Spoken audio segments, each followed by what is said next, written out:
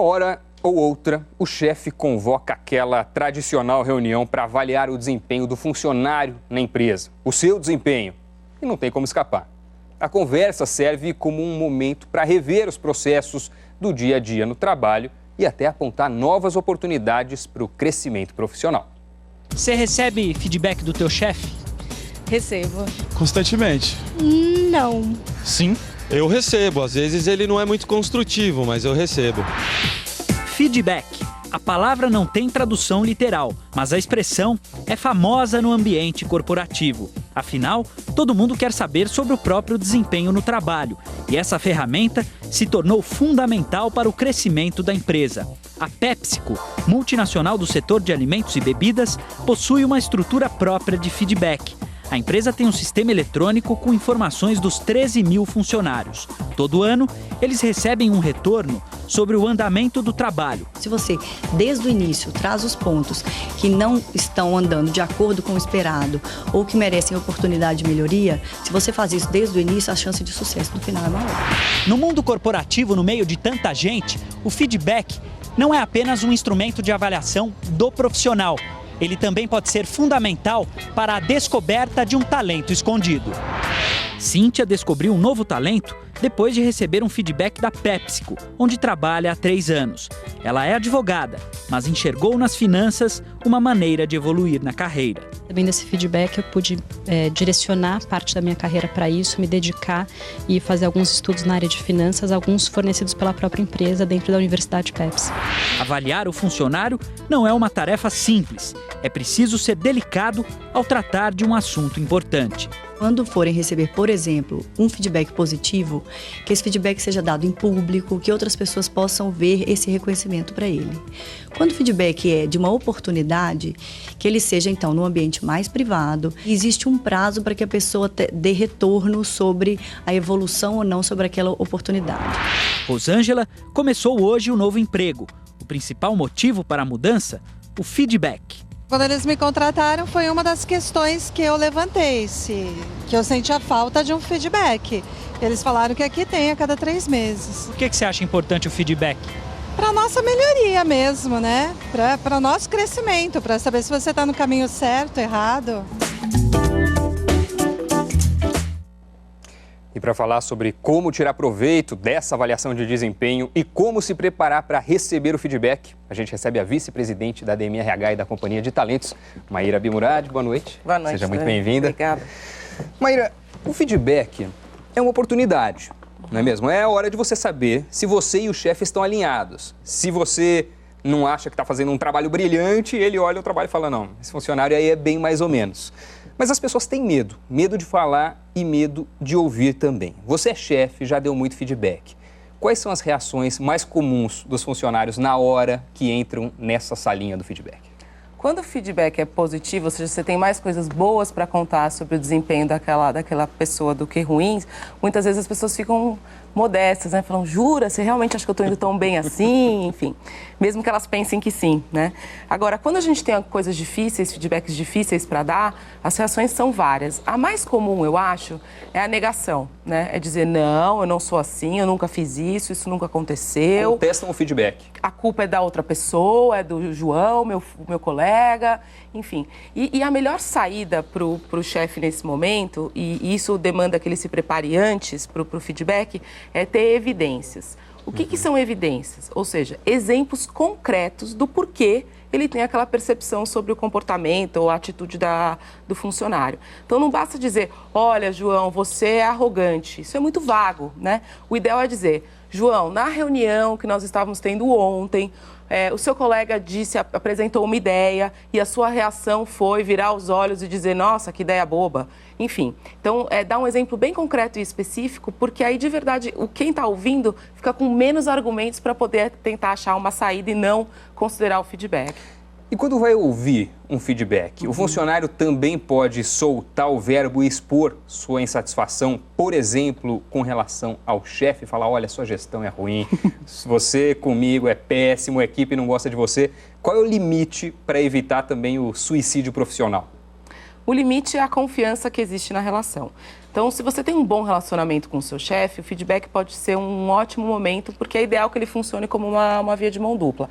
É claro que cuidando de ser respeitoso, ou seja, eu não vou falar, olha, chefe, eu acho que você faz uma péssima gestão, você é grosso, estúpido, enfim. Achar um jeito inteligente de dar o seu recado, né? E, de novo, quanto mais evidências você usar, quanto mais exemplos concretos você utilizar, melhor a conversa flui. Existem vários modelos, né, de avaliação, não apenas o tete-a-tete. Quais são as principais ferramentas hoje usadas pelas empresas? Então, a ideia de criar ferramentas, Doni, foi para tirar, basicamente para tirar a subjetividade das avaliações. Então, ao invés de eu dizer para um funcionário, olha, você é muito tímido, tem lá um comportamento específico dizendo de exposição do funcionário, quanto ele consegue expor suas ideias e por aí vai. Então, a ideia é trazer objetividade para a avaliação. Existem 3 grandes modelos em voga nas empresas, ou seja, isso não é novo, está implementado há algum tempo. Todas elas têm a ver com objetivos tangíveis, ou seja, concretos que aquele indivíduo tem que atingir, metas, como a gente chama dentro das empresas. Então, normalmente as avaliações fazem uma avaliação concreta, atingiu ou não determinado resultado, e avalia, então, comportamentos, que é o como ela fez para atingir aqueles resultados. Então, isso pode estar formatado em 3 grandes maneiras. Uma é o chamado Balance Scorecard, que é uma metodologia americana, que basicamente tem a ver com alinhar intimamente o comportamento e a meta de cada indivíduo com a estratégia da organização. Um outro modelo muito comum nas empresas é o chamado 360. E o que é esse 360? Imagina que quem está sendo avaliado, está no meio de um círculo. Tá? Então, quem avalia? A pessoa se autoavalia, o chefe que está em cima se autoavalia, colegas e pares avaliam essa pessoa e os funcionários, se ele tiver, também o avaliam. Então, esse é o 360. E o 180 graus, o outro que é chamado, metade de um 360. Então, a pessoa se autoavalia e o chefe avalia também. Maíra, a gente já continua essa conversa. Nem sempre é fácil participar de uma reunião para avaliar o desempenho profissional. Frio na barriga e nervosismo, claro, costumam aparecer antes de entrar na sala. Mas a Maíra preparou algumas dicas para facilitar esse momento. Olha só. Em primeiro lugar, ouça com atenção os argumentos do seu chefe. Evite posturas defensivas ou contestações. Em seguida, certifique-se de que compreendeu as expectativas do seu gestor. Faça uma avaliação sobre o seu comportamento e peça sugestões para melhorar algum processo no trabalho.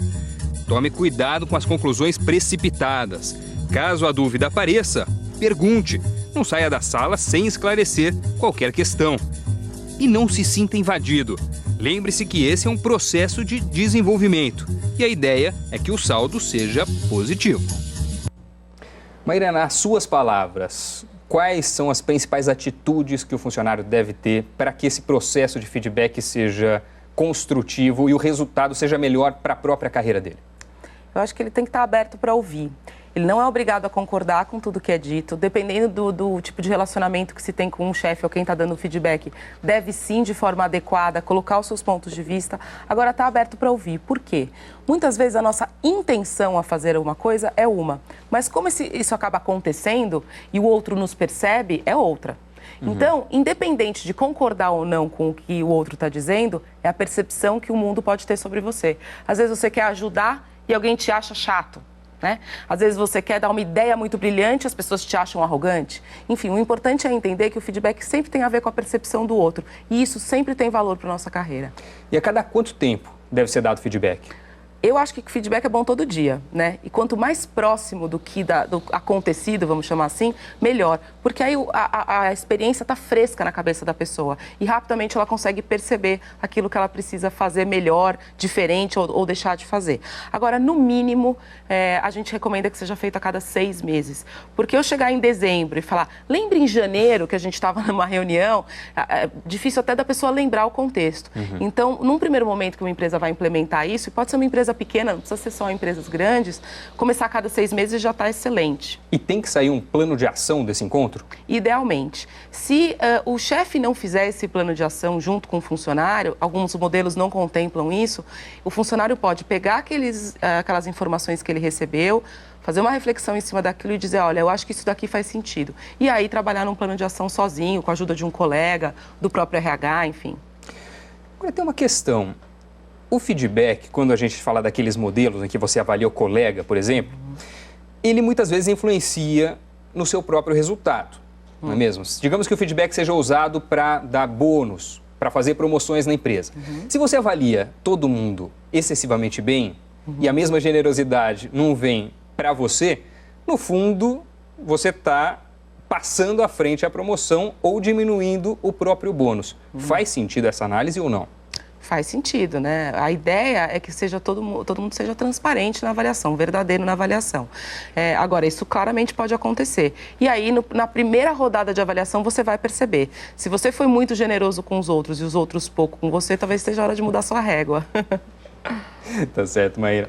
Conta Corrente está de volta e agora a Maíra vai responder a uma das dúvidas que vocês aí de casa mandaram para a nossa central de atendimento ao telespectador ou para o blog do Conta Corrente na página da Globo News na internet. E quem enviou essa dúvida foi a Mônica Mello. Ela diz o seguinte: tenho 19 anos e quero cursar Direito. Entretanto, muita gente já faz esse curso. Gostaria de saber se hoje essa graduação está em evidência.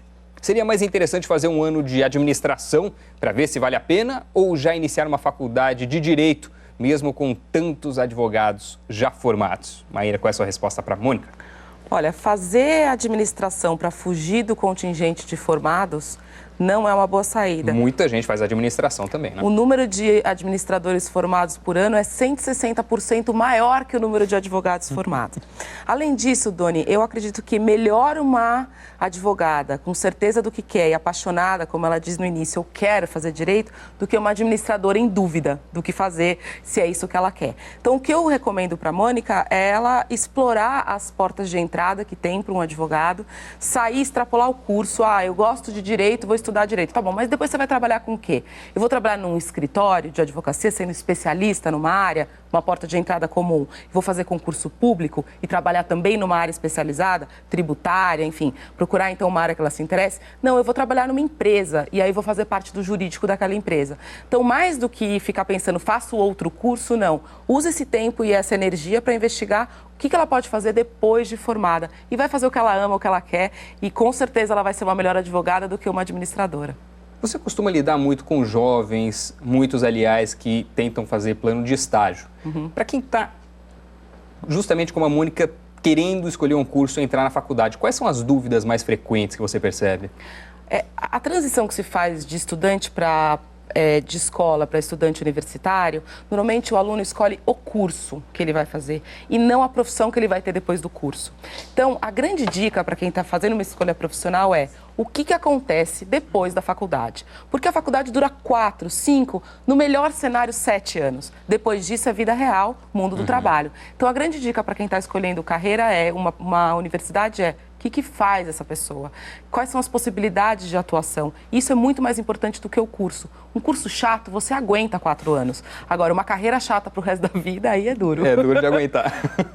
E se você aí em casa tem algum comentário, uma sugestão de assuntos ou dúvidas, como a Mônica quer mandar pra gente, para a Maíra responder, pode ser sobre carreira, pode ser também sobre empreendedorismo para o Bob, sobre investimentos, finanças pessoais para o Sami, fale com a gente. É só entrar em contato com a nossa central de atendimento, o número 4002-2884, o custo é de uma ligação local, ou você também pode falar com Conta Corrente pela internet, no endereço falecoaglobonews.com.br. Entra lá, faz um cadastro rapidinho e manda sua dúvida para cá, ela pode ser respondida ao vivo no Conta Corrente. Conta Corrente fica por aqui. Maíra, valeu pela presença. Obrigada, Dani. E a você em casa, meu muito obrigado pela companhia, uma ótima noite e até amanhã.